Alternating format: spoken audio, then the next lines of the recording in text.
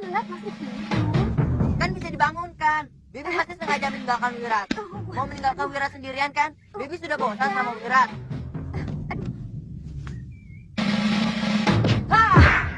Wirat!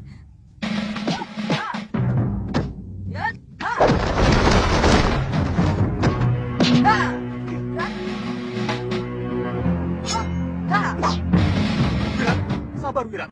Saya teman bibimu. Bukan, jangan coba-coba mengganggu Bibi. Tunggu, artinya saya juga temanmu. Yes!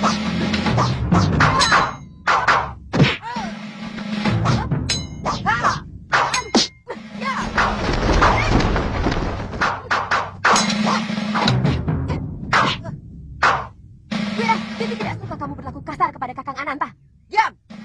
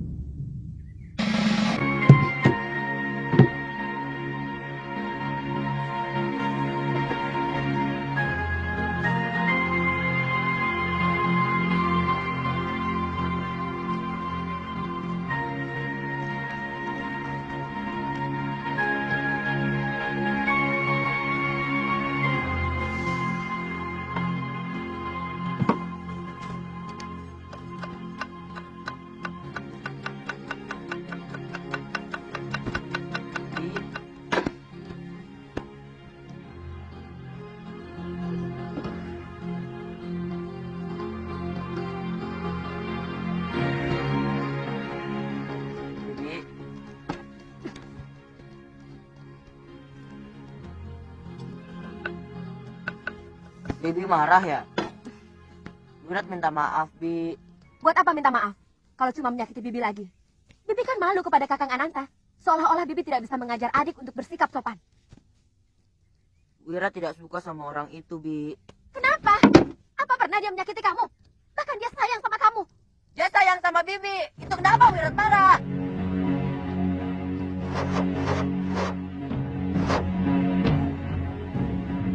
Ah! Wirat! Wirat! Kang? Apa mungkin anak sekecil itu bisa jatuh cinta? Cinta. Cinta. Ya, cinta. Saya merasakan kemarahan dia karena cemburu, Kang. Iya. Saya merasakan sorot mata kecemburuan yang penuh kepada saya. Tapi saya cenderung itu sekedar lampiasan, ketakutan pengasuhnya tidak lagi memberikan kasih sayang yang penuh kepadanya. Terkadang dia membuat saya cemas. Saya takut, Kang, kalau dia berbuat nekat. Oh, itu semua akan hilang kalau nanti dia sudah beranjak dewasa. Bertemu dengan gadis yang sebaya, kemudian jatuh cinta. Akan begitu, Kang? Iya, sudah pasti begitu.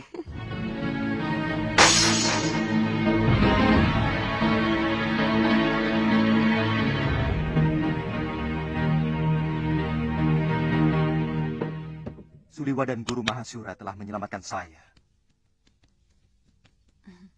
Lalu saya utarakan kepada Suliwa untuk mengangkat dia sebagai salah satu rakyat di sini.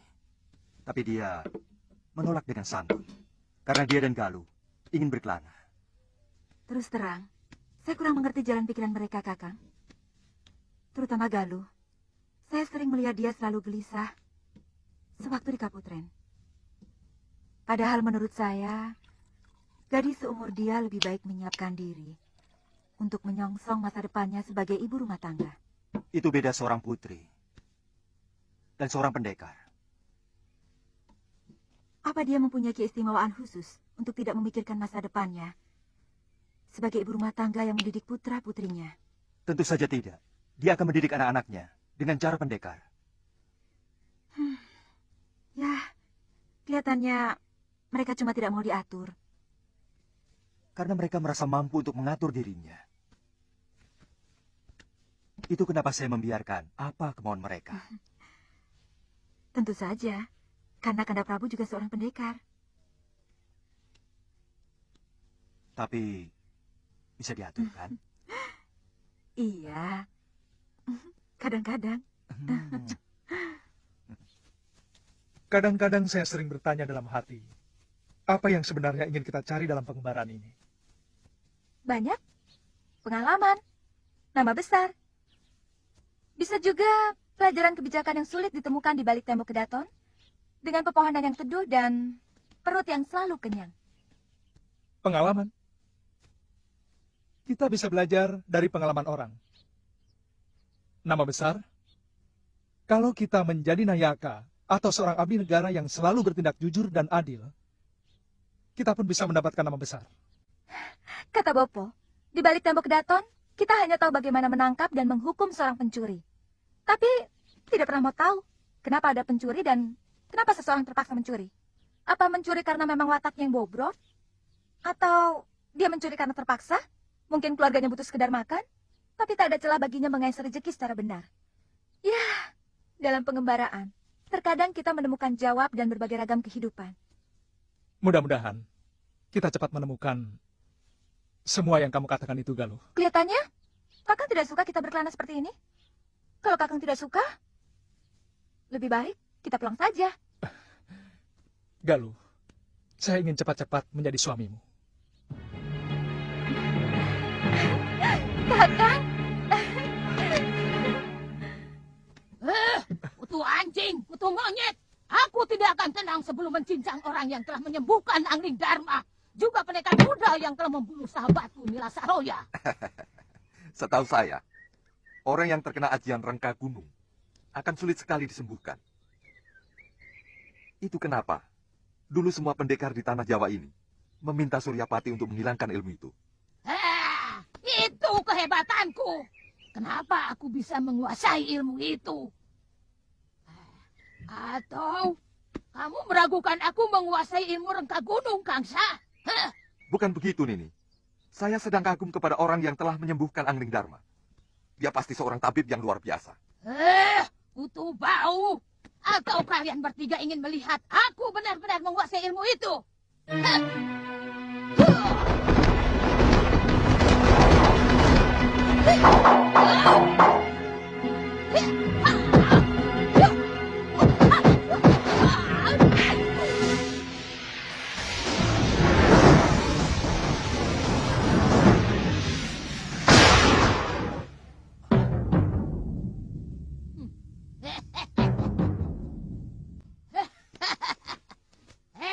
Kamu mau mencoba ajianku tadi, Kangsa Dewa? Aku tahu kamu tadi meragukan aku memiliki ilmu itu. Sudah saya katakan bahwa saya sangat kagum kepada tabib yang telah menyembuhkan Angling Dharma. Kutu kupret. Dengar. Hei, dialah yang telah membunuh Nila Saroya dan juga Citra Genjing. Ayo kita habisi si tabib keturunan Batara Surya itu. Iya.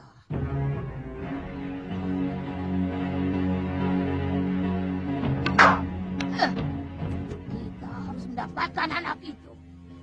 Sekalian kita habisi Angling Dharma.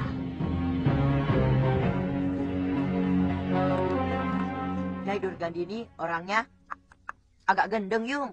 Wirat, kok orang yang pernah menolong kamu dan juga biungmu, kenapa kamu sebut gendeng, Le? Betul, Yung. Kadang-kadang senyum sendiri sambil bicara entah sama siapa. Tapi mendadak marah-marah. Segala macam kutu-kutu binatang disebutnya. Kutu keong, kutu buaya, kutu sapi. Saya dan Bibi Lokahita yang tidak tahu apa-apa dicaci maki. Lokahita tidak pernah cerita tuh, Le. Bibi Lokahita tidak suka membicarakan nasibnya. Dia orangnya baik, Yung. Bahkan waktu biung saya masih hidup, dia lebih sering mengasuh saya. Oh, itu sebabnya kalian meninggalkan Rawa Bangkai. Guru mengusir Bibi Lokahita karena berani memasuki kamar pusaka. Padahal, Yung, Bibi Lokahita hanya berniat untuk membersihkan kamar. Terus kenapa Wirat ikut pergi? Sudah Wirat tidak bisa hidup tanpa Bibi Lokahita. Hah? Ih, kalah, Yung. Kalah, jangan mati, Yung. Saya takut kalau watak buruk ayahnya menitis kepada dia, Kakang. Saya dengar dari Darpasura, tangan kanan Nila Saroya, bahwa Sudawirat lahir dari tutusan Sudamani. Itu pendekar sakti berwatak bejat yang telah memperkosa Nila Saroya. Ini, Apa Terima tanda-tanda ke arah sana sudah mulai nampak? Tuan. Saya tidak melihat ke arah sana. Tapi terus terang, saya takut melihat sinar matanya kalau dia sedang marah. Kang, saya minta Kakang harus selalu berhati-hati kepada dia. Iya. Bagaimana?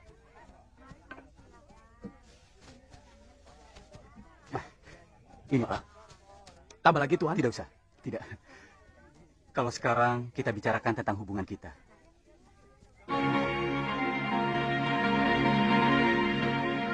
Sejak pertemuan kita di hutan, saya tidak bisa membohongi hati dan perasaan saya bahwa saya mencintaimu, Nini. Saya tidak suka menyimpan segala sesuatu hanya di dalam hati. Nini, kalau Nini belum ada yang mengikat, saya akan melamarmu untuk jadi istriku.